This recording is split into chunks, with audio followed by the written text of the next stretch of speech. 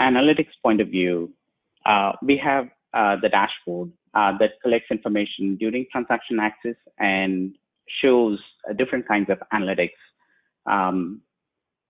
depending on the users. Say, for example, the usage analytics is more tailored towards the admin users in the system. And we also have business process controls that are tailored towards the business process owners. And we also have compliance dashboards that are tailored towards the compliance teams.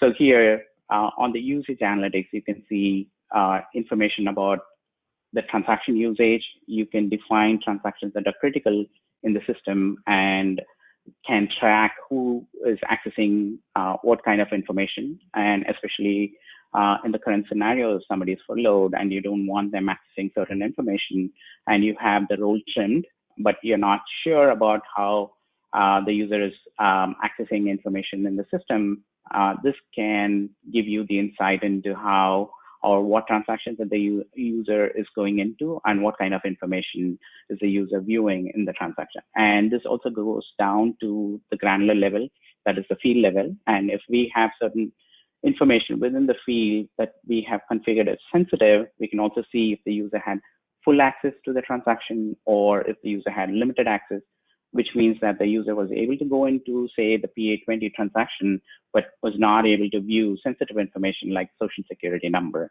or last name or address, things like that.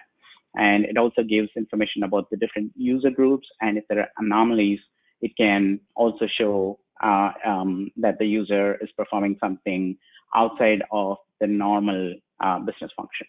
And similarly, based on process area and by access by privileged users, non-privileged users, also critical transactions accessed by both privileged and non-privileged user. And then you can also see if there are certain profiles that you want to track. For example, here, SAP All is a profile that we have tracked here. And you can go in and see what transactions are being run by the user using this profile, and also the table and the field, and also in some cases, the values that were changed by the user, along with the date and time when this was done.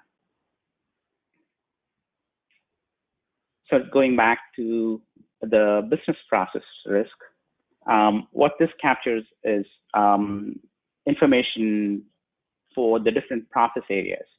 So you can see SCM info, HR info, for example, and how many were allowed and denied, the visual map of where the users were coming in from, and also master data changes and creation. So if somebody changed master data, how many times did they change and who changed it? And also if somebody changed discounts or prices, how many times did they do it? And what transactions or tables were affected? And also if somebody's changing payment terms. So these are all different transactions and business processes we have defined within the system as processes that need to be monitored. And so we are capturing information for these different processes. And at the end, you can also see if somebody's running a bad job, are they running transactions using that? And if so, how many were processed and how many are still in the queue? And we can also go into the compliance dashboard. So here, this is more tailored towards the compliance team. And in this, it gives similar kind of information from an audit point of view. So privileged user access, non-privileged user access, location of those users, and also how many were allowed and how many were denied from a transaction point of view, and also from a user point of view. And here is the SOD info. So you can see that user, user belonging to the department, whatever is running ME21 to create a purchase order, and the purchase order number is 13. And the user is also posting goods receipt and using transaction Migo. And you can see that this is the goods receipt that the user was trying to post.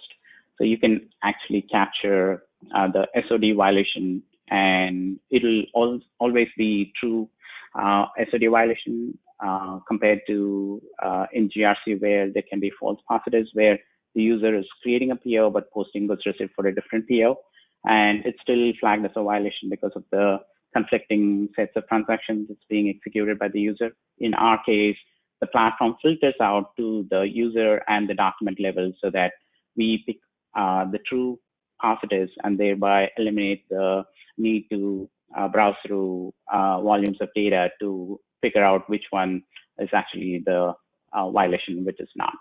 So those were the different dashboard items that I wanted to show. We also have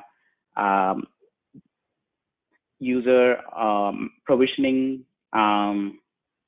dashboards where we show how many users are created or changed, roles created and changed, similarly profiles created and changed within the system. And these can be very important to track at this current time, because you might want to change certain user access when they are remote, and you can find out who's changing what. And also for crucial IDs within the system, like SAP star, DDIC, if somebody's changing password more than a particular number of times, you can go in and see who's changing it, how many times were they changing it, and also if users are locked for some reason because of wrong passwords or whatever it is, and how many users are locked by the admin, how many were released by the admin, things like that can also be tracked here.